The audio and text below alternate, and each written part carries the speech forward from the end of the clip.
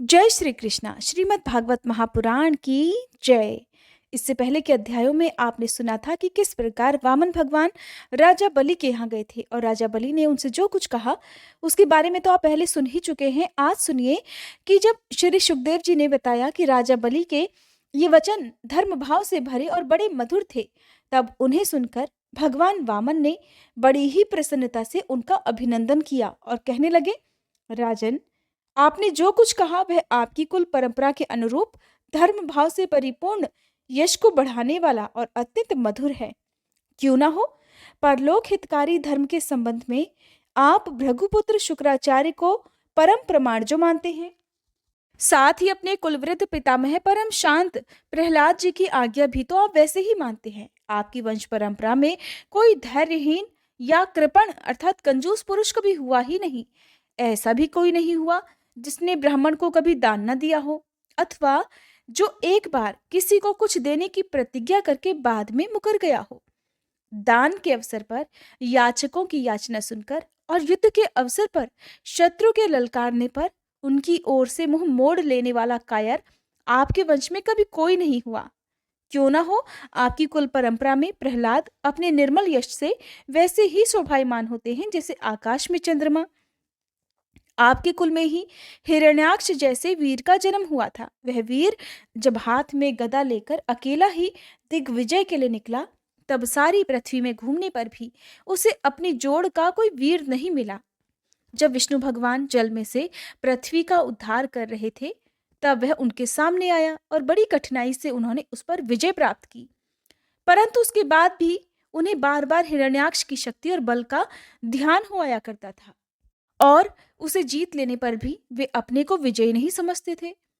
जब हिरण्याक्ष के भाई हिरण्यकश्यपु को उसके वध का वृतांत मालूम हुआ, तब वह अपने भाई का वध करने वाले को मार डालने के लिए क्रोध करके भगवान के निवास स्थान वैकुंठ धाम में पहुंचा। विष्णु भगवान माया रचने वालों में सबसे बड़े हैं और समय को भी खूब पहचानते हैं। जब उन्होंने देखा कि हिरण्यकश्यपु तो हाथ में शूल लेकर काल की तरह मेरे ही ऊपर धावा कर रहा है, तब उन्होंने विचार किया कि जैसे संसार के प्राणियों के पीछे मृत्यु लगी रहती है, वैसे ही मैं जहां जहां जाऊंगा वहीं वहीं ये भी मेरा पीछा करेगा। इसलिए क्यों ना मैं इसके हृदय में ही प्रवेश कर जाऊं, जिससे ये मुझे देख न सके, क्योंकि ये तो बहिर्मुख है, बाहर की ही वस्तुएं देखता है। हे असुर शिरोमणि, जिस समय हिरण्यकश्यपु उन पर झपट रहा था, उसी समय ऐसा निश्चय करके विष्णु भगवान ने अपने शरीर को सूक्ष्म बना लिया और उसके प्राणों के द्वारा नासिका में से होकर हृदय में जा बैठे। हिरण्यकश्यपु ने उनके लोक को भली भांति छान डाला, परंतु उनका कहीं पता ही नहीं चला। जिस पर क्रोधित होकर वह सिंहनाद करने लगा, उस वीर ने पृथ्वी, स्वर्ग, दिशा, आकाश, पाताल और समुद्र सब कहीं भगवान विष्णु को ढूंढा, परंतु वे उसे कहीं भी दिखाई नहीं दिए। उनको कहीं पर भी ना देखकर वह कहने लगा, मैंने तो सारा जगत छान डाला परंतु वो तो मिला ही नहीं। अवश्य ही वह भ्रातृघाती उस लोक में चला गया जहां जाकर फिर कभी लौटना नहीं होता। बस अब उससे बैरभाव रखने की आवश्यकता नहीं, क्योंकि बैर तो देह के साथ ही समाप्त हो जाता है। क्रोध का कारण अज्ञान है और अहंकार से उसकी वृद्धि होती है। राजन, आपके पिता प्रहलाद नंदन विरोचन बड़े ही ब्राह्मण भक्त थे। यहाँ तक कि उनके शत्रु देवताओं ने ब्राह्मणों का वेश बनाकर उनसे उनकी आयु का दान मांगा और उन्होंने ब्राह्मणों के छल को जानते हुए भी अपनी आयु दे डाली। यहाँ पर आप सभी ध्यान पूर्वक सुनिएगा कि कैसे भगवान वामन राजा बलि को समझा रहे हैं, ताकि वो भी प्रतिज्ञा करके जो कुछ भी वो मांगे वो उसे बेझिझक दान में दे दे। अब वामन भगवान कहते हैं कि राजन, आप भी उसी धर्म का आचरण करते हैं जिसका शुक्राचार्य आदि गृहस्थ ब्राह्मण, आपके पूर्वज प्रहलाद और दूसरे यशस्वी वीरों ने पालन किया है। राजन, आप तो मुंह मांगी वस्तु देने वालों में श्रेष्ठ हैं। इसी से मैं आपसे थोड़ी सी पृथ्वी, केवल अपने पैरों से 3 पग मांगता हूँ। माना कि आप सारे जगत के स्वामी और बड़े उदार हैं, फिर भी मैं आपसे इससे अधिक नहीं चाहता। विद्वान पुरुष को केवल अपनी आवश्यकता के अनुसार ही दान स्वीकार करना चाहिए, इससे वह प्रतिग्रहजन्य पाप से बच जाता है। सुनकर राजा बलि ने कहा, हे ब्राह्मण कुमार, आपकी बातें तो वृद्धों जैसी हैं, परंतु आपकी बुद्धि अभी भी बच्चों की जैसी है। अभी तो तुम हो भी बालक ना, इससे अपना हानि लाभ नहीं समझ रहे हो। मैं तो तीनों लोकों का एकमात्र अधिपति हूँ और द्वीप का द्वीप तुम्हें दे सकता हूँ। जो मुझे अपनी वाणी से प्रसन्न कर ले और मुझसे केवल 3 डग भूमि मांगे, वो भी क्या बुद्धिमान कहा जा सकता है? ब्रह्मचारी जी, जो एक बार कुछ मांगने के लिए मेरे पास आ गया, उसे फिर कभी किसी से कुछ भी मांगने की आवश्यकता नहीं पड़नी चाहिए। इसलिए अपनी जीविका चलाने के लिए तुम्हें जितनी भी भूमि की आवश्यकता हो उतनी मुझसे मांग लो।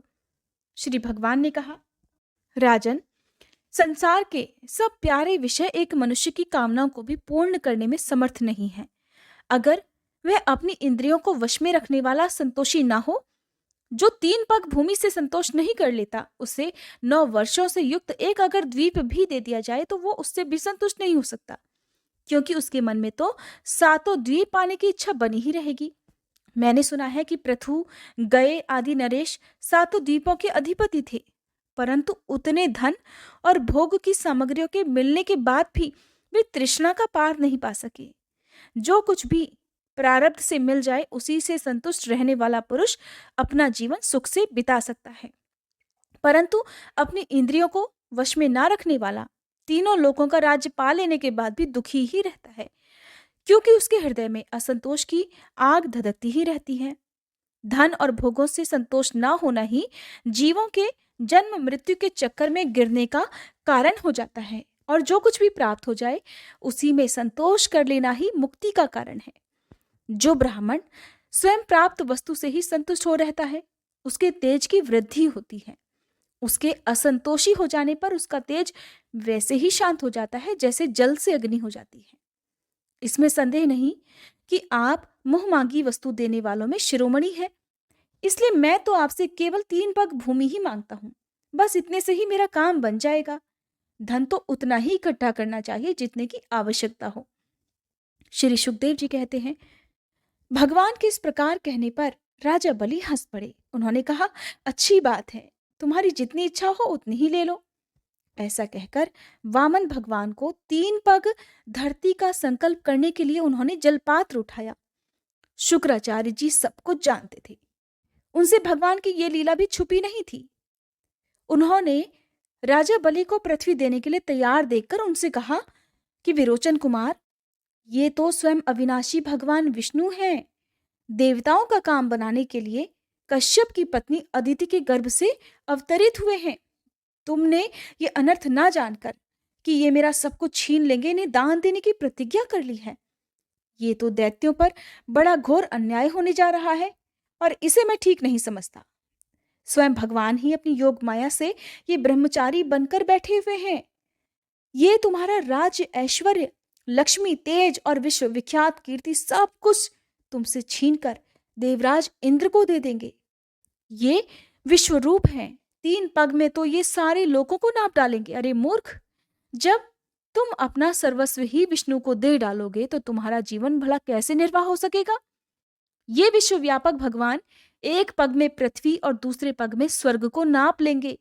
इनके विशाल शरीर से आकाश भर जाएगा, तब इनका तीसरा पग कहां जाएगा? तुम उसे पूरा नहीं कर सकोगे।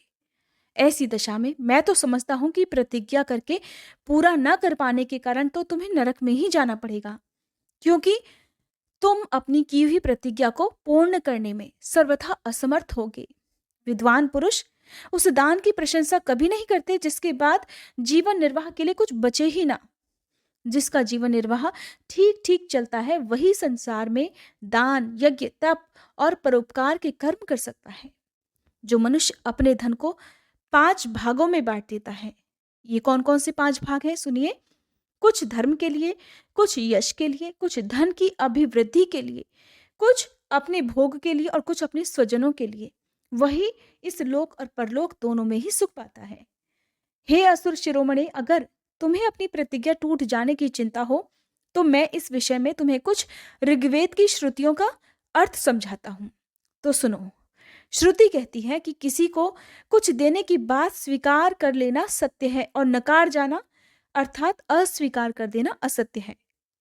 ये शरीर एक वृक्ष है और सत्य इसका फल फूल है, परंतु अगर वृक्ष ही ना रहे तो फल फूल कैसे रह सकते हैं? क्योंकि नकार देना, नकार जाना, मना कर देना, अपनी वस्तु दूसरे को ना देना, और दूसरे शब्दों में अपना संग्रह बचाए रखना, यही शरीर रूप वृक्ष का मूल है। जैसे जड़ न रहने पर वृक्ष सूख कर थोड़े ही दिनों में गिर जाता है, उसी प्रकार अगर धन देने से अस्वीकार न किया जाए तो यह जीवन सूख जाता है, इसमें संदेह नहीं। हाँ, मैं दूंगा, ये वाक्य ही धन को दूर हटा देता है। इसलिए इसका उच्चारण ही अपूर्ण अर्थात धन से खाली कर देने वाला होता है। और यही कारण है कि जो पुरुष हाँ मैं दूंगा ऐसा कहता है, वह धन से खाली हो जाता है। जो याचक को सब कुछ देना स्वीकार कर लेता है, वो अपने लिए भोग की फिर कोई सामग्री नहीं रख सकता। और इसके विपरीत मैं नहीं दूंगा, ये जो नकारात्मक असत्य है, वो अपने धन को सुरक्षित रखने और पूर्ण करने वाला है। परंतु ऐसा भी सब समय नहीं करना चाहिए। अर्थात मैं नहीं दूंगा इस शब्द का प्रयोग भी सोच समझकर करना चाहिए। जो सबसे सभी वस्तुओं के लिए नहीं करता रहता है, उसकी अपकीर्ति हो जाती है। वो तो जीवित रहने पर भी मरे हुए के समान ही है। स्त्रियों को प्रसन्न करने के लिए हास परिहास में, विवाह में, कन्या आदि की प्रशंसा करते समय, अपनी जीविका की रक्षा के लिए, प्राणों पर संकट उपस्थित होने पर, गौओं और ब्राह्मण के हित के लिए या फिर किसी की मृत्यु से उसे बचाने के लिए असत्य भाषण भी उतना निंदनीय नहीं है। श्री सुखदेव जी कहते हैं, राजन, जब कुलगुरु शुक्राचार्य ने इस प्रकार कहा, तब आदर्श गृहस्थ राजा बलि ने एक क्षण चुप रहकर बड़ी ही विनय और सावधानी से शुक्राचार्य जी के प्रति इस प्रकार कहा, भगवान, आपका कहना सत्य है। गृहस्थ आश्रम में रहने वालों के लिए वही धर्म है जिससे अर्थ, काम, यश और आजीविका में किसी प्रकार की कभी भी कोई बाधा ना पड़े। परंतु गुरुदेव, मैं प्रहलाद जी का पौत्र हूं और एक बार देने की प्रतिज्ञा कर चुका हूं। अतः अब मैं धन के लोभ से ठग की तरह इस ब्राह्मण से कैसे कह दूं कि मैं तुम्हें नहीं दूंगा। इस पृथ्वी ने कहा है कि असत्य से बढ़कर कोई अधर्म नहीं है। मैं सब कुछ सहने में समर्थ हूं, परंतु झूठे मनुष्य का भार मुझसे नहीं सहा जाता। मैं नरक से, दरिद्रता से, दुख के समुद्र से, अपने राज्य के नाश से और मृत्यु से भी उतना नहीं डरता जितना ब्राह्मण से प्रतिज्ञा करके उसे धोखा देने से डरता हूं। इस संसार में मर जाने के बाद धन आदि जो जो वस्तुएं साथ छोड़ देती हैं, अगर उनके द्वारा दान आदि से ब्राह्मणों को भी संतुष्ट ना किया जा सके तो उनके त्याग का भला लाभ ही क्या रहे। दधीची, शिवी आदि महापुरुषों ने अपने परम प्रिय तुस्त्यज प्राणों का दान करके भी प्राणियों की भलाई ही की है। फिर पृथ्वी आदि वस्तुओं को देने में सोच विचार करने की भला क्या आवश्यकता है। हे ब्राह्मण, पहले युग में बड़े बड़े दैत्य राजाओं ने इस पृथ्वी का उपभोग किया है। पृथ्वी में उनका सामना करने वाला कोई नहीं था। उनके लोक और परलोक को तो काल खा गया, परंतु उनका यश अभी भी पृथ्वी पर ज्यों का त्यों बना हुआ है। गुरुदेव, संसार में ऐसे लोग बहुत हैं जो युद्ध में पीठ ना दिखाकर अपने प्राणों की बलि तो चढ़ा देते हैं, परंतु ऐसे लोग बहुत कम हैं, दुर्लभ हैं, जो सत्पात्र के प्राप्त होने पर श्रद्धा के साथ धन का दान करें। गुरुदेव, अगर उदार और करुणाशील पुरुष अपात्र याचक की कामना पूरी करके दुर्गति भी भोगता है, तो वह दुर्गति भी उसके लिए शोभा की ही बात होती है। फिर आप जैसे ब्राह्मणवेत्ता पुरुष को दान करने से दुख प्राप्त हो तो उसके लिए तो कहना ही क्या है। इसलिए मैं इस ब्रह्मचारी की इच्छा अवश्य ही पूर्ण करूंगा। महर्षि, वेद विधि के जानने वाले आप लोग बड़े आदर से यज्ञ यज्ञादि के द्वारा जिनकी आराधना करते हैं, वे वरदानी विष्णु ही अगर इस रूप में हो या फिर कोई दूसरा ही क्यों ना हो, मैं उनकी इच्छा के अनुसार उन्हें पृथ्वी का दान अवश्य करूंगा। अगर मेरे अपराध न करने पर भी ये मुझे अधर्म से बांध लेंगे, तब भी मैं इनका अनिष्ट नहीं चाहूंगा, क्योंकि मेरे शत्रु होने पर भी इन्होंने भयभीत होकर ब्राह्मण का शरीर धारण किया है। और अगर ये पवित्र कीर्ति भगवान विष्णु ही हैं, तो अपना यश नहीं खोना चाहेंगे, अर्थात अपनी मांगी हुई वस्तु लेकर ही रहेंगे। मुझे युद्ध में मारकर भी ये पृथ्वी छीन सकते हैं, और अगर कदाचित ये कोई दूसरे ही हैं, तो मेरे बाणों की चोट से सदा के लिए रणभूमि में सो जाएंगे। श्री सुखदेव जी कहते हैं, जब शुक्राचार्य जी ने देखा कि मेरा यह शिष्य गुरु के प्रति अश्रद्धालु है और मेरी आज्ञा का उल्लंघन कर रहा है, मेरी बात नहीं मान रहा, तब दैव की प्रेरणा से उन्होंने राजा बलि को श्राप दे दिया।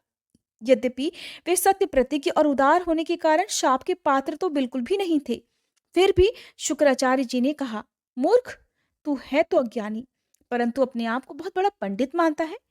तू मेरी उपेक्षा करके गर्व कर रहा है। तूने मेरी आज्ञा का उल्लंघन किया है।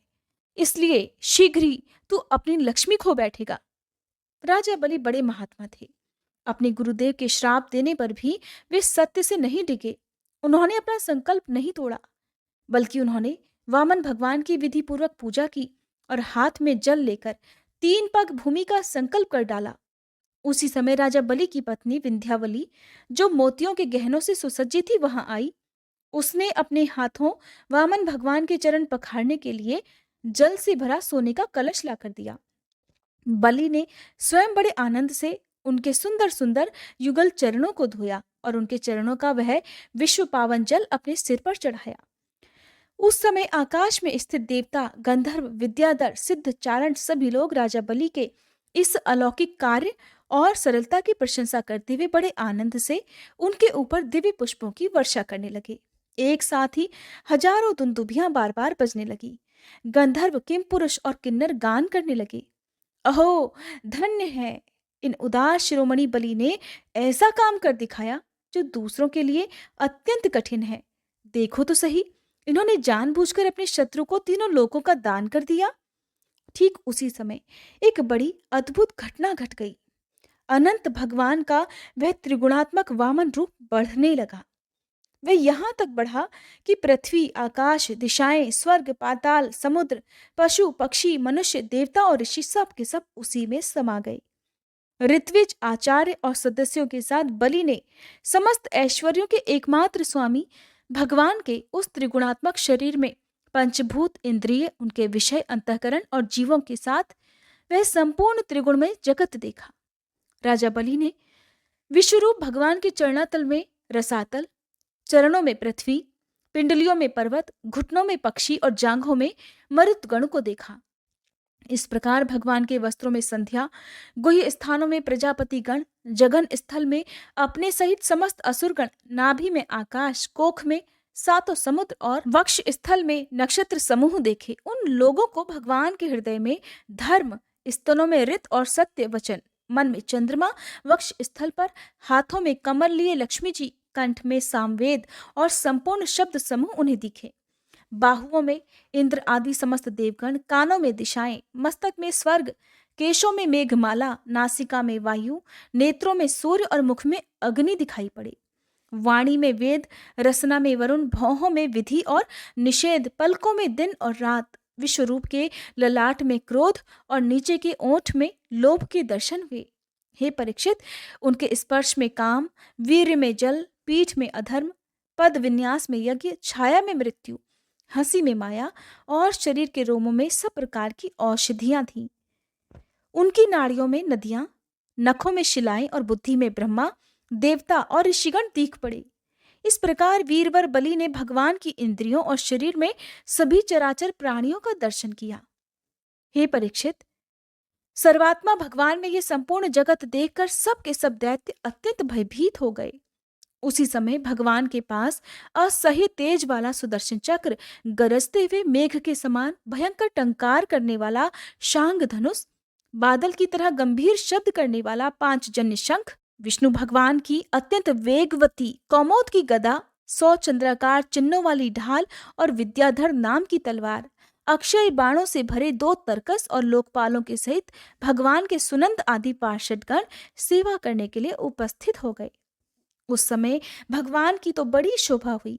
मस्तक पर मुकुट, बाहुओं में बाजूबंद, कानों में मकराकृति कुंडल, वक्ष स्थल पर श्रीवत्स चिन्ह, गले में कौस्तुभ मणि, कमर में मेखला और कंधे पर पीताम्बर शोभायमान हो रहा था। वे 5 प्रकार के पुष्पों की बनी हुई वनमाला धारण किए हुए थे, जिस पर मधुलोभी भौरे गुंजार कर रहे थे, जिन्होंने अपने एक पग से बलि की सारी पृथ्वी नाप डाली।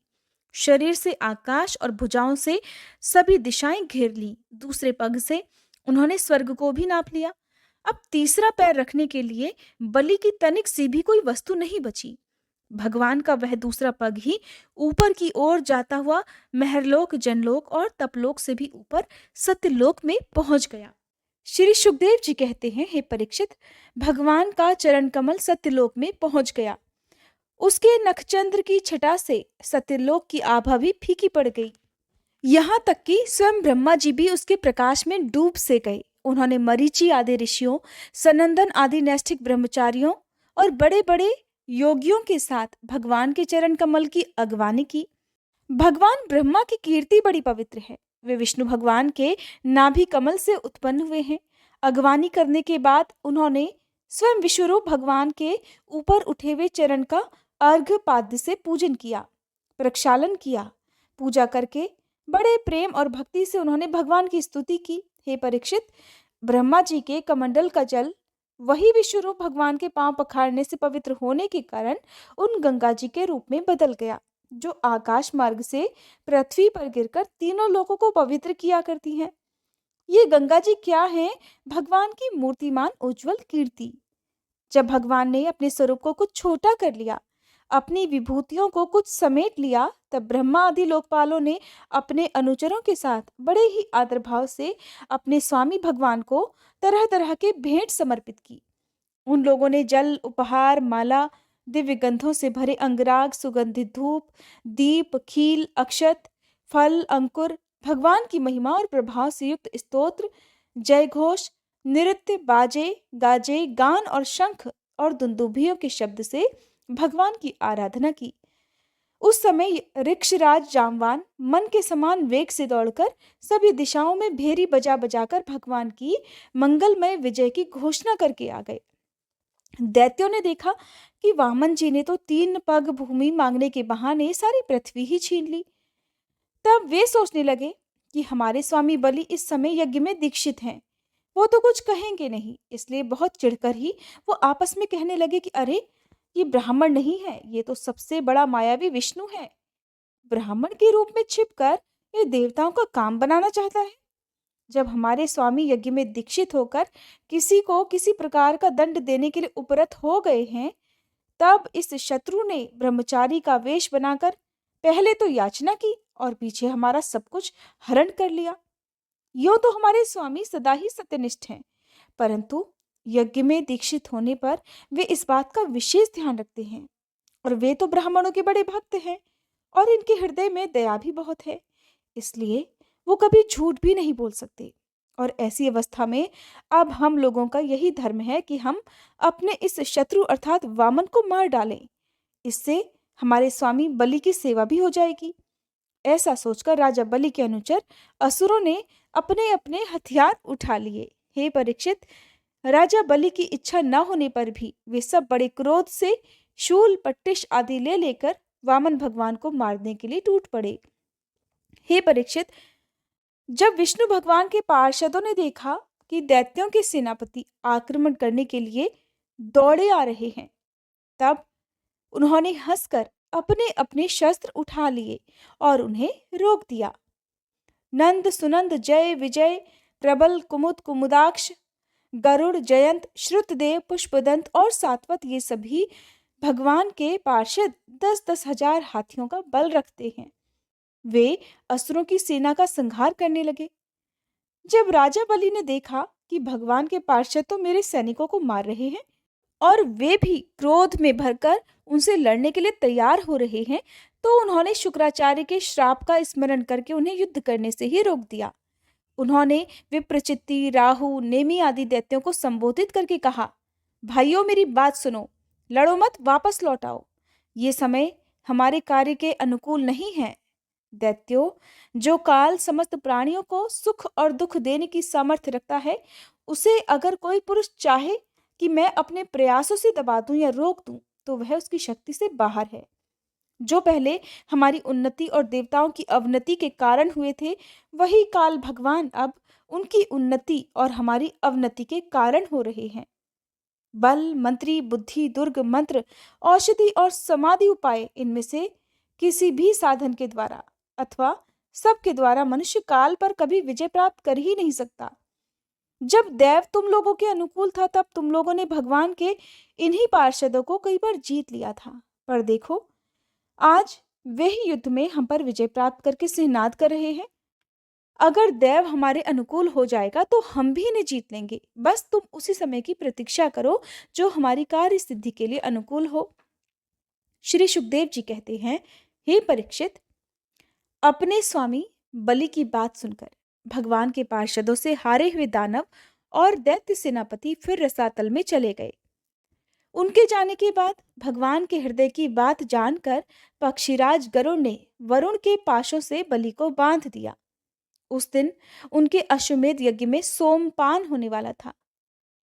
जब सर्वशक्तिमान भगवान विष्णु ने बलि को इस प्रकार बंधवा दिया, तब पृथ्वी, आकाश और समस्त दिशाओं में लोग हाय हाय करने लगे। यद्यपि बलि वरुण के पाशों से बंधे हुए थे, उनकी संपत्ति भी उनके हाथों से निकल गई थी, फिर भी उनकी बुद्धि निश्चयात्मक थी और सब लोग उनके उदार यश का गुणगान कर रहे थे। परीक्षित, उस समय भगवान ने बलि से कहा, असुर, तुमने मुझे पृथ्वी के 3 पग दिए थे। 2 पग में तो मैंने सारी त्रिलोकी नाप ली। अब तीसरा पग शेष है, तीसरा पग भी पूरा करो। जहां तक सूर्य की गर्मी पहुंचती है, जहां तक नक्षत्रों और चंद्रमा की किरणें पहुंचती हैं, और जहां तक बादल जाकर बरसते हैं, वहां तक की सारी पृथ्वी तुम्हारे अधिकार में थी। तुम्हारे देखते ही देखते मैंने अपने एक पैर से भूलोक, शरीर से आकाश और दिशाएं, और दूसरे पैर से स्वर्गलोक नाप लिया है। इस प्रकार तुम्हारा तो सब कुछ मेरा हो चुका है। फिर भी तुमने जो प्रतिज्ञा की थी, उसे पूरा ना कर सकने के कारण अब तुम्हें नरक में रहना पड़ेगा। तुम्हारे गुरु की तो इस विषय में सम्मति है ही। अब जाओ और तुम नरक में प्रवेश करो। जो याचक को देने की प्रतिज्ञा करके भी मुकर जाता हो और इसे इस प्रकार धोखा देता है, उसके तो सारे मनोरथ व्यर्थ हो जाते हैं। स्वर्ग की बात तो दूर रही, उसे नरक में गिरना पड़ता है। तुम्हें इस बात का बड़ा घमंड था कि मैं बहुत बड़ा धनी हूं। तुमने मुझसे मैं दूंगा ऐसी प्रतिज्ञा करके फिर धोखा दे दिया।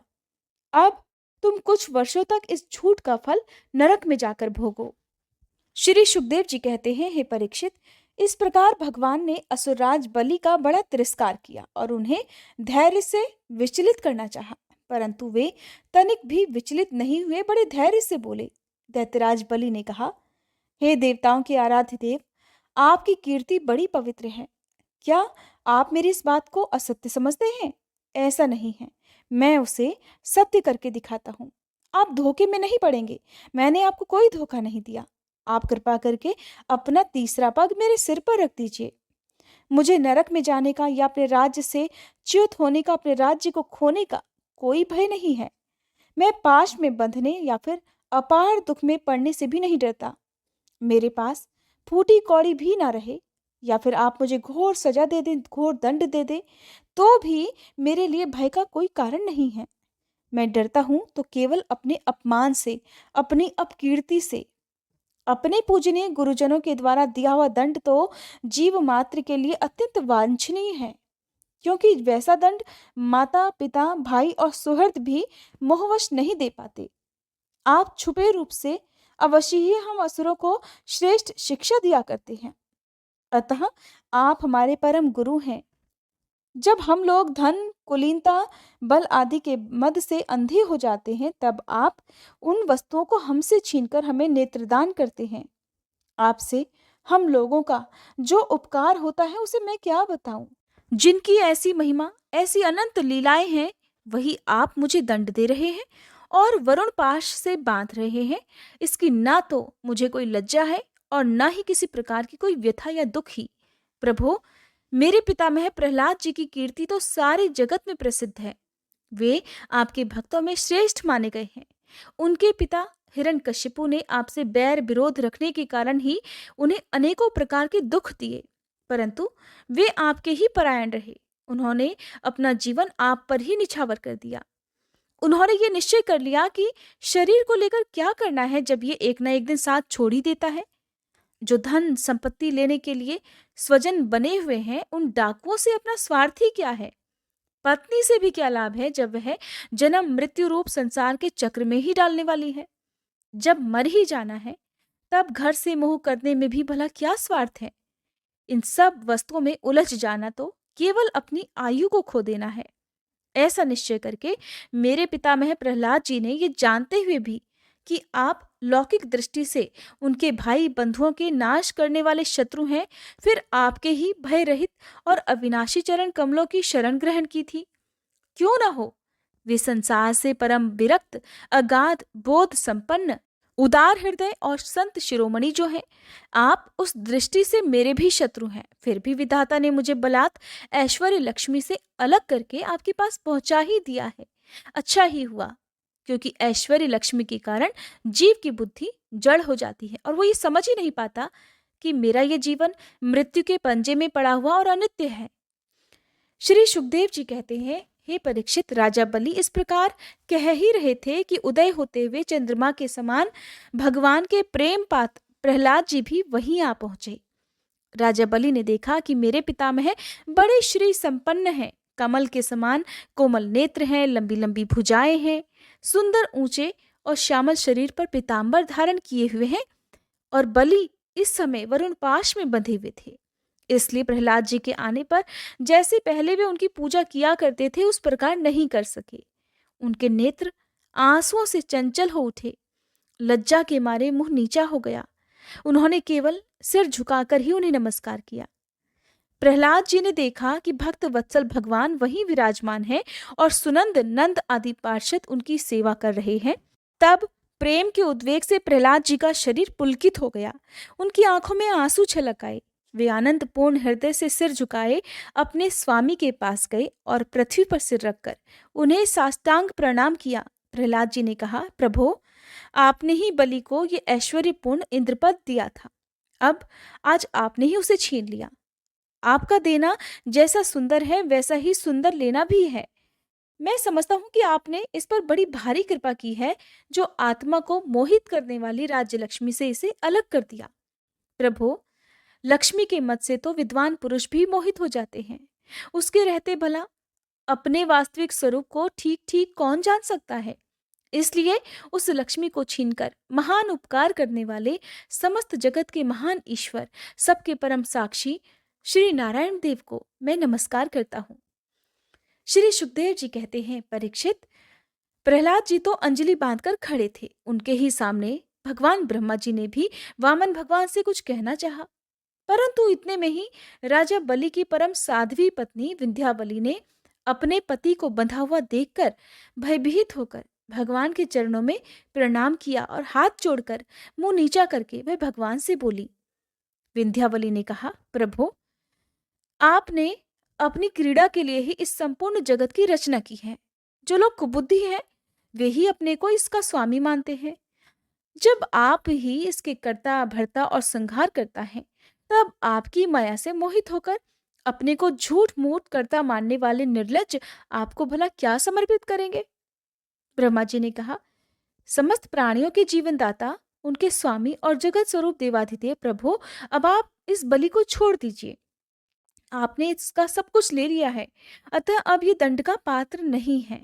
इसने अपनी सारी भूमि और पुण्य कर्मों से उपार्जित स्वर्ग आदि लोक, अपना सब कुछ तथा आत्मा तक आपको समर्पित कर दिया है, और ऐसा करते समय इसकी बुद्धि स्थिर रही है।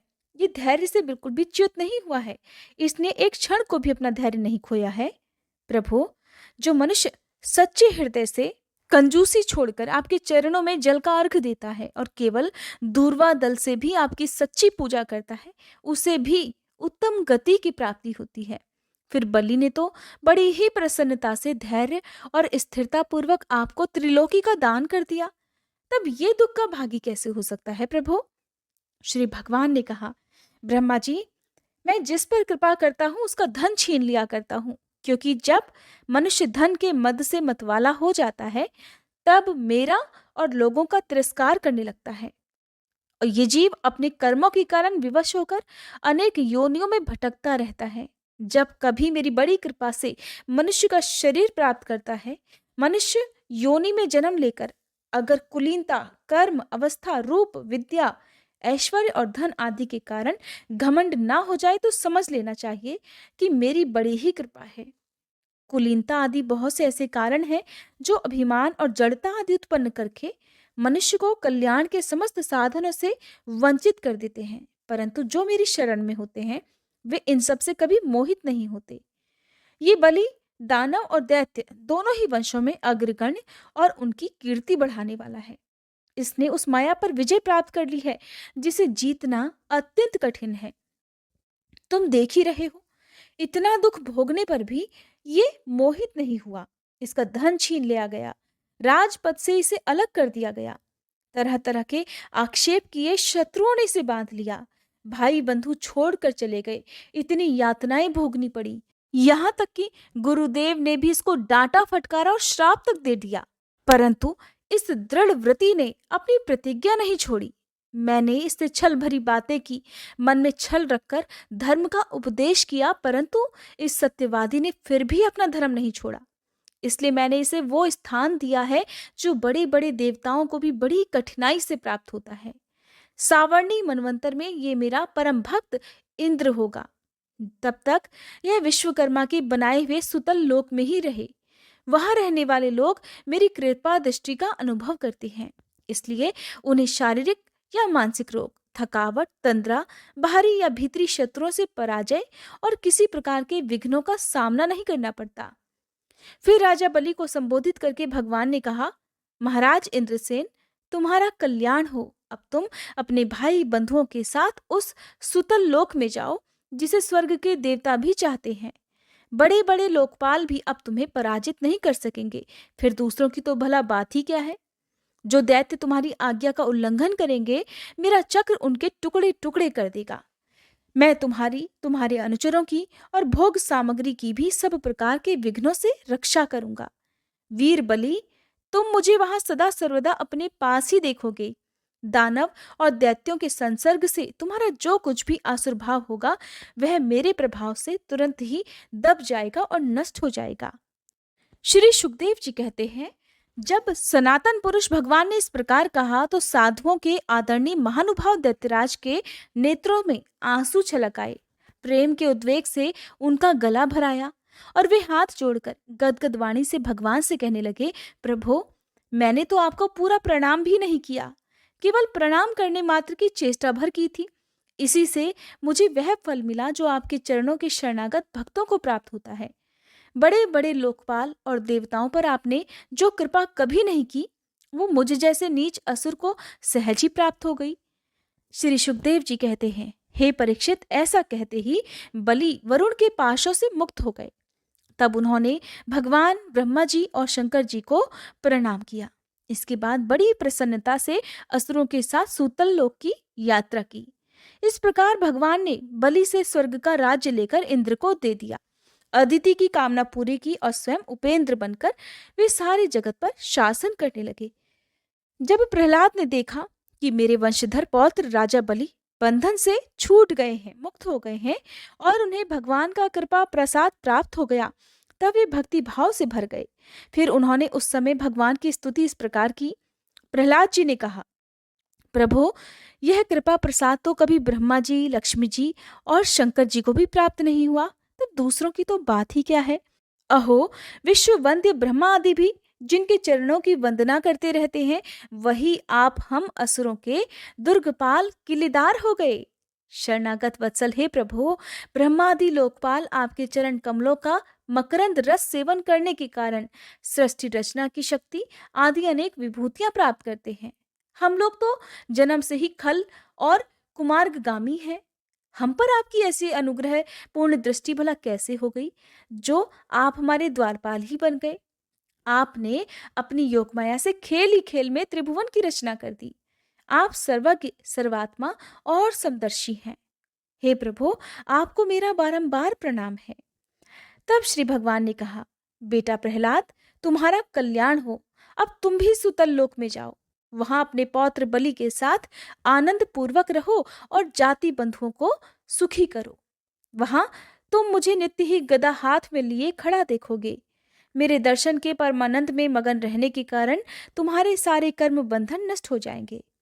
श्री सुखदेव जी कहते हैं, हे परीक्षित, समस्त दैत्य सेना के स्वामी विशुद्ध बुद्धि प्रहलाद जी ने जो आज्ञा कहकर हाथ जोड़कर भगवान का आदेश मस्तक पर चढ़ाया, फिर उन्होंने बलि के साथ आदि पुरुष भगवान की परिक्रमा की, उन्हें प्रणाम किया और उनसे अनुमति लेकर सुतल लोक की यात्रा की। परीक्षित, उस समय भगवान श्रीहरि ने ब्रह्मवादी ऋत्विजों की सभा में अपने ही पास बैठे हुए शुक्राचार्य जी से कहा कि ब्राह्मण, आपका शिष्य यज्ञ कर रहा था, उसमें जो त्रुटि रह गई है उसे आप पूर्ण कर दीजिए। क्योंकि कर्म करने में जो कुछ भूल चूक हो जाती है वह ब्राह्मणों की कृपा दृष्टि से सुधर जाती है।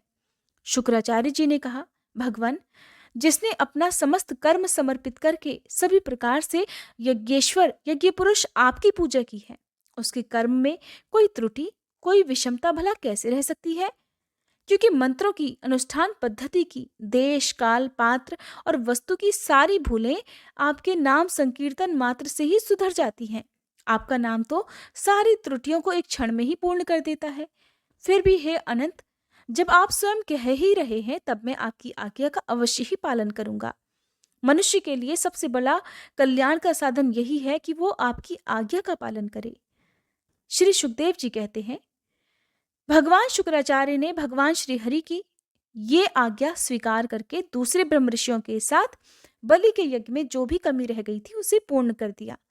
परीक्षित, इस प्रकार वामन भगवान ने बलि से पृथ्वी की भिक्षा मांगकर अपने बड़े भाई इंद्र को स्वर्ग का राज्य दिया, जिसे उनके शत्रुओं ने छीन लिया था। इसके बाद प्रजापतियों के स्वामी ब्रह्मा जी ने देवर्षि पितर मनु, दक्ष, भृगु, अंगिरा, सनत कुमार, कश्यप और अदिति आदि की प्रसन्नता के लिए तथा संपूर्ण प्राणियों के अभ्युदय के लिए समस्त लोक और लोकपालों के स्वामी के पद पर वामन भगवान का अभिषेक कर दिया।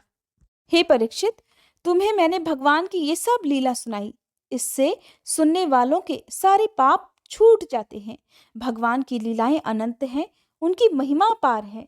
जो मनुष्य उसका पार पाना चाहता है वह मानो पृथ्वी के परमाणुओं को गिन डालना चाहता है। भगवान के संबंध में मंत्र दृष्टा महर्षि वशिष्ठ ने वेदों में कहा है कि ऐसा पुरुष न कभी हुआ, न है और न होगा जो भगवान की महिमा का पार पा सके। देवताओं के आराध्य देव अद्भुत लीलाधारी वामन भगवान के अवतार चरित्र का जो श्रवण करता है उसे परम गति की प्राप्ति होती है। देव यज्ञ, पितृयज्ञ और मनुष्य यज्ञ, किसी भी कर्म का अनुष्ठान करते समय जहां जहां भगवान की इस लीला का कीर्तन होता है वह कर्म सफलता पूर्वक संपन्न हो जाता है। ये बड़े बड़े महात्माओं का अनुभव है। राजा परीक्षित ने पूछा, भगवान के कर्म बड़े अद्भुत हैं। एक बार अपनी योग माया से मत्स्य अवतार धारण करके बड़ी सुंदर लीला भगवान ने की थी। मैं उनके उसी आदि अवतार की कथा भी सुनना चाहता हूँ। भगवान, मत्स्य योनि एक तो यों ही लोग निंदित है, दूसरे तमोगुणी और असह्य परतंत्रता से भी युक्त है। सर्वशक्तिमान होने पर भी भगवान ने कर्म बंधन में बंधे हुए जीव की तरह ये मत्स्य का रूप ही क्यों धारण किया? भगवान, महात्माओं के कीर्तनीय भगवान का चरित्र समस्त प्राणियों को सुख देने वाला है। आप कृपा करके उनकी वह सब लीला हमारे सामने पूर्ण रूप से वर्णन कीजिए। श्री सूत जी कहते हैं, हे शौनकादि ऋषियों, जब राजा परीक्षित ने भगवान श्री सुखदेव जी से ये प्रश्न किया तब उन्होंने विष्णु भगवान का वह चरित्र जो उन्होंने मत्स्य अवतार धारण करके किया था वर्णन किया। श्री सुखदेव जी कहते हैं, हे परीक्षित, यों तो भगवान सबके एकमात्र प्रभु हैं, फिर भी वे गौ, ब्राह्मण, देवता, साधु, वेद, धर्म और अर्थ की रक्षा के लिए शरीर धारण किया करते हैं। वे सर्वशक्तिमान प्रभु वायु की तरह ऊंचे नीचे, छोटे बड़े सभी प्राणियों में अंतर्यामी रूप से लीला करते रहते हैं। परंतु उन उन प्राणियों के बुद्धिगत गुणों से वे छोटे बड़े या ऊंचे नीचे नहीं हो जाते, क्योंकि वे वास्तव में समस्त प्राकृत गुणों से रहित निर्गुण हैं। परीक्षित, पिछले कल्प के अंत में ब्रह्मा जी के सो जाने के कारण ब्रह्म नामक नैमित्तिक प्रलय हुआ था। उस समय भूलोक आदि सारे लोग समुद्र में डूब गए थे। प्रलय काल आ जाने के कारण ब्रह्मा जी को नींद आ रही थी, वे सोना चाहते थे। उसी समय वेद उनके मुख से निकल पड़े और उनके पास ही रहने वाले हयग्रीव नामक बलि दैत्य ने उन्हें योग बल से चुरा लिया। सर्वशक्तिमान भगवान श्री हरि ने दानवराज हयग्रीव की ये चेष्टा जान ली, इसीलिए उन्होंने मत्स्य अवतार ग्रहण किया। हे परीक्षित, उस समय सत्यव्रत नाम के एक बड़े उदार और भगवत परायण राजर्षि केवल जल पीकर तपस्या कर रहे थे। वही सत्यव्रत वर्तमान महाकल्प में विवस्वान अर्थात सूर्य के पुत्र श्राद्ध देव के नाम से विख्यात हुए और उन्हें भगवान ने वैवस्वत मनु बना लिया। एक दिन वे राजर्षि कृतमाला नदी में जल से तर्पण कर रहे थे। उसी समय उनकी अंजलि के जल में एक छोटी सी मछली आ गई। परीक्षित, द्रविड़ देश के राजा सत्यव्रत ने अपनी अंजलि में आई हुई मछली को जल के साथ ही फिर से नदी में डाल दिया। उस मछली ने बड़ी ही करुणा के साथ परम दयालु राजा सत्यव्रत से कहा, राजन, आप बड़े दीन दयालु हैं। आप तो जानते ही हैं कि जल में रहने वाले जंतु अपनी जाति वालों को भी खा डालते हैं। मैं उनके भय से अत्यंत व्याकुल हो रही हूँ। आप मुझे फिर इसी नदी के जल में क्यों छोड़ रहे हैं? राजा सत्यव्रत को इस बात का पता नहीं था कि स्वयं भगवान मुझ पर प्रसन्न होकर कृपा करने के लिए ही इस मछली के रूप में पधारे हैं। इसलिए उन्होंने उस मछली की रक्षा का मन ही मन संकल्प किया। राजा सत्यव्रत ने मछली की अत्यंत दीनता से भरी बातें सुनकर बड़ी दया से उसे अपने पात्र के जल में रख लिया और अपने आश्रम पर ले आए। आश्रम पर लाने के बाद एक रात में ही वह मछली उस कमंडल में इतनी बढ़ गई कि उसमें उसके लिए स्थान ही नहीं बचा। अब उस समय मछली ने राजा से कहा कि राजन, अब तो इस कमंडल में मैं कष्टपूर्वक भी नहीं रह सकती, इसलिए मेरे लिए कोई बड़ा सा स्थान नियत कर दे जहां मैं सुखपूर्वक रह सकूं। राजा सत्यव्रत ने मछली को कमंडल से निकालकर एक बहुत बड़े पानी के मटके में रख दिया। परंतु आश्चर्य, वहां वह मछली जैसे ही घड़े में गई, 2 ही घड़ी में 3 हाथ बढ़ गई। फिर उसने राजा सत्यव्रत से कहा, राजन, अब तो ये मटका भी मेरे लिए पर्याप्त नहीं है। इसमें मैं सुखपूर्वक नहीं रह सकती। मैं तो आपकी शरण में हूं, इसलिए मेरे रहने लायक कोई बड़ा सा स्थान मुझे दो। हे परीक्षित, सत्यव्रत ने वहां से उस मछली को उठाकर एक सरोवर में डाल दिया। परंतु वह तो थोड़ी ही देर में फिर इतनी बढ़ गई कि उसने एक महामत्स्य का आकार धारण कर लिया और उस सरोवर के जल को भी घेर लिया और कहने लगी, राजन, मैं तो जलचर प्राणी हूँ। इस सरोवर का जल भी मेरे सुखपूर्वक रहने के लिए पर्याप्त नहीं है। इसलिए आप मेरी रक्षा कीजिए और मुझे किसी अगाध सरोवर में रख दीजिए। मत्स्य भगवान के इस प्रकार कहने पर वे एक एक करके उन्हें कई अटूट जल वाले सरोवरों में ले गए। परंतु जितना बड़ा सरोवर होता उतने ही बड़े वे बन जाते। अंत में उन्होंने उस लीला मत्स्य को समुद्र में छोड़ दिया। समुद्र में डालते समय मत्स्य भगवान ने सत्यव्रत से कहा, वीर, समुद्र में तो बड़े बड़े बली मगर आदि रहते हैं, वो मुझे खा जाएंगे, इसलिए आप मुझे समुद्र के जल में मत छोड़िए। मत्स्य भगवान की ये मधुर वाणी सुनकर राजा सत्यव्रत मोहमुग्ध हो गए। उन्होंने कहा, मत्स्य का रूप धारण करके मुझे मोहित करने वाले आप कौन हैं? आपने तो एक ही दिन में 400 कोस के विस्तार का सरोवर घेर लिया। आज तक ऐसी शक्ति रखने वाला जलचर जीव तो न मैंने कभी देखा था और न ही सुना था। अवश्य ही आप साक्षात सर्वशक्तिमान, सर्वांतर्यामी, अविनाशी श्री हरि हैं और जीवों पर कृपा करने के लिए ही आपने जलचर का रूप धारण किया है। हे पुरुषोत्तम, आप जगत की उत्पत्ति, स्थिति और प्रलय के स्वामी हैं। मैं आपको नमस्कार करता हूँ। प्रभु, हम शरणागत भक्तों के लिए ही आप आत्मा और आश्रय हैं। यद्यपि आपके सभी लीला अवतार प्राणियों के अभ्युदय के लिए, उनकी रक्षा करने के लिए ही होते हैं, फिर भी मैं ये जानना चाहता हूँ कि आपने ये रूप किस उद्देश्य से ग्रहण किया है। हे कमल नयन, आपने इस समय जो रूप धारण करके हमें दर्शन दिया है, ये तो बड़ा ही अद्भुत है। श्री सुखदेव जी कहते हैं, हे परीक्षित, भगवान अपने अनन्य प्रेमी भक्तों पर अत्यंत प्रेम करते हैं। जब जगतपति मत्स्य भगवान ने अपने प्यारे भक्त राजर्षि सत्यव्रत की ये प्रार्थना सुनी, तो उनका प्रिय और हित करने के लिए, साथ ही कल्पांत के प्रलयकालीन समुद्र में विहार करने के लिए उनसे कहने लगे, हे सत्यव्रत, आज से 7वें दिन भूलोक आदि 3 लोक प्रलय के समुद्र में डूब जाएंगे। उस समय जब तीनों लोक प्रलय काल की जलराशि में डूबने लगेंगे, तब मेरी प्रेरणा से तुम्हारे पास एक बहुत बड़ी नौका आएगी। उस समय तुम समस्त प्राणियों के सूक्ष्म शरीरों को लेकर सप्तऋषियों के साथ उस नौका पर सवार हो जाना। समस्त धान्य तथा छोटे बड़े अन्य प्रकार के सभी बीजों को साथ रख लेना। उस समय सब और एकमात्र महासागर लहराता होगा। वहां पर प्रकाश नहीं होगा, केवल अंधकार ही अंधकार होगा। केवल ऋषियों की दिव्य ज्योति के सहारे ही, बिना किसी प्रकार की विकलता के, तुम उस बड़ी नाव पर सवार होकर चारों ओर विचरण करना।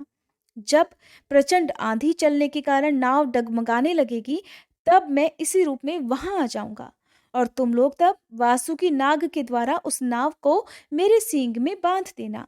हे सत्यव्रत, इसके बाद जब तक ब्रह्मा जी की रात रहेगी तब तक मैं ऋषियों के साथ तुम्हें उसी नाव में बिठाकर उसे खींचता हुआ समुद्र में विचरण करूंगा। उस समय जब तुम प्रश्न करोगे तब मैं तुम्हें उपदेश दूंगा। मेरे अनुग्रह से मेरी वास्तविक महिमा, जिसका नाम पर ब्रह्म है, तुम्हारे हृदय में प्रकट हो जाएगी और तुम उसे ठीक ठीक जान लोगे। भगवान राजा सत्यव्रत को यह आदेश देकर अंतर्ध्यान हो गए। अतः अब राजा सत्यव्रत उसी समय की प्रतीक्षा करने लगे जिसके लिए भगवान ने आज्ञा दी थी। कुशों का अग्रभाग पूर्व की ओर करके राजर्षि सत्यव्रत उन पर पूर्व दिशा की ओर मुख से बैठ गए और मत्स्यरूप भगवान के चरणों का चिंतन करने लगे। इतने में ही भगवान का बताया हुआ वह समय भी आ पहुंचा। राजा ने देखा कि समुद्र अपनी मर्यादा छोड़कर आगे बढ़ रहा है। प्रलय काल के भयंकर मेघ वर्षा करने लगे। देखते ही देखते सारी पृथ्वी जल में डूबने लगी। तब राजा ने भगवान की आज्ञा का स्मरण किया और देखा कि नाव भी आ गई है। तब वे धान्य तथा अन्य बीजों को लेकर सप्तऋषियों के साथ उस पर सवार हो गए। सप्तऋषियों ने बड़े प्रेम से राजा सत्यव्रत से कहा, हे राजन, तुम भगवान का ध्यान करो, वे ही हमें संकट से उबारेंगे और हमारा कल्याण करेंगे। उनकी आज्ञा से राजा ने फिर भगवान का ध्यान किया। उसी समय उस महान समुद्र में मत्स्य के रूप में भगवान प्रकट हुए। मत्स्य भगवान का शरीर सोने के समान दैदीप्यमान था और शरीर का विस्तार था 4 लाख कोस। उनके शरीर में एक बड़ा भारी सींग भी था। भगवान ने पहले जैसी आज्ञा दी थी ठीक उसके अनुसार वह नौका वासुकी नाग के द्वारा भगवान के सींग में बांध दी गई। राजा सत्यव्रत ने प्रसन्न होकर भगवान की फिर स्तुति की। राजा ने कहा, प्रभो, संसार के जीवों का आत्मज्ञान अनादि अविद्या से ढक गया है। इस कारण वे संसार के अनेकानेक क्लेशों के भार से पीड़ित हो रहे हैं। जब अनायास ही आपके अनुग्रह से वे आपकी शरण में पहुंच जाते हैं तब आपको प्राप्त कर लेते हैं। इसलिए हमें बंधन से छुड़ाकर वास्तविक मुक्ति देने वाले परम गुरु आप ही हैं। ये जीव अज्ञानी है, अपने ही कर्मों से बंधा है। वह सुख की इच्छा से दुखप्रद कर्मों का अनुष्ठान करता है, जिसकी सेवा से उसका यह ज्ञान नष्ट हो जाता है। वे ही मेरे परम गुरु, आप मेरे हृदय की गांठ को काट दें। हे प्रभु, आप तो सर्वशक्तिमान हैं। जैसे कोई अंधा अंधे को ही अपना पथ प्रदर्शक बना ले, वैसे ही अज्ञानी जीव अज्ञानी को ही अपना गुरु बनाते हैं। आप सूर्य के समान स्वयं प्रकाश और समस्त इंद्रियों के प्रेरक हैं। हम आत्म तत्व के जिज्ञासु आपको ही गुरु के रूप में वरण करते हैं। प्रभु, मैं आपसे ज्ञान प्राप्त करने के लिए आपकी शरण में आया हूँ। श्री सुखदेव जी कहते हैं, हे परीक्षित, जब राजा सत्यव्रत ने इस प्रकार प्रार्थना की तब मत्स्य रूपधारी पुरुषोत्तम भगवान ने प्रलय के समुद्र में विहार करते हुए उन्हें आत्म तत्व का उपदेश किया। भगवान ने राजर्षि सत्यव्रत को अपने स्वरूप के संपूर्ण रहस्य का वर्णन करते हुए ज्ञान, भक्ति और कर्मयोग से परिपूर्ण दिव्य पुराण का उपदेश किया, जिसको मत्स्य पुराण कहते हैं। सत्यव्रत ने ऋषियों के साथ नाव में बैठे हुए ही संदेह रहित होकर भगवान के द्वारा उपदिष्ट सनातन ब्रह्म स्वरूप आत्म तत्व का श्रवण किया। इसके बाद जब पिछले प्रलय का अंत हो गया और ब्रह्मा जी की नींद टूटी, तब भगवान ने हयग्रीव असुर को मारकर उससे वेद छीन लिए और ब्रह्मा जी को दे दिए। भगवान की कृपा से राजा सत्यव्रत ज्ञान और विज्ञान से संयुक्त होकर इस कल्प में वैवस्वत मनु हुए। अपनी योगमाया से मत्स्य रूप धारण करने वाले भगवान विष्णु और राजर्षि सत्यव्रत का ये संवाद और श्रेष्ठ आख्यान सुनकर मनुष्य सभी प्रकार के पापों से मुक्त हो जाता है। जो मनुष्य भगवान के इस अवतार का प्रतिदिन कीर्तन करता है, उसके सारे संकल्प सिद्ध हो जाते हैं और उसे परम गति की प्राप्ति होती है। प्रलयकालीन समुद्र में जब ब्रह्मा जी सो गए थे, उनकी सृष्टि शक्ति लुप्त हो गई थी। उस समय उनके मुख से निकली हुई श्रुतियों को चुराकर हयग्रीव दैत्य पाताल में ले गया था। भगवान ने उसे मारकर वे श्रुतियां वापस ब्रह्मा जी को लौटा दी और सत्यव्रत तथा सप्तऋषियों को ब्रह्म तत्व का उपदेश किया। उन समस्त जगत के परम कारण लीला मत्स्य भगवान को मैं नमस्कार करता हूँ। हरे कृष्णा। उम्मीद करती हूँ हर बार की तरह ये अध्याय भी आपको बहुत पसंद आए होंगे।